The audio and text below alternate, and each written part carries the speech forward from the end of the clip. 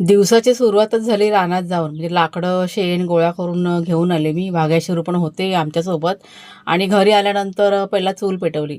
कुणालची आज फर्माईश होती, की "आई मालपुवे बनव." त्याला म्हणजे 2 दिवस झाले मालपुवे खायची इच्छा झाली होती.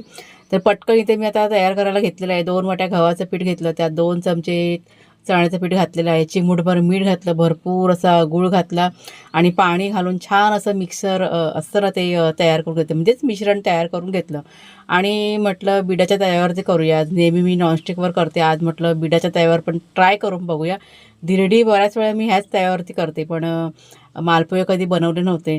ते घाबरतच मी आहे ना त्याच्यावरती म्हणजे मालपोहे तयार करायला घेतले आणि मस्त असे छान असे मालपोहे बिडाच्या तव्यावरती तयार झालेले आहेत. त्याच्यामुळे ह्या गोष्टीचा की नाही विशेष आनंद मला आज झाला होता आणि गरम-गरम मालपोहे ते कुणाल आणि कुणालच्या बाबांनी खायला घेतलेले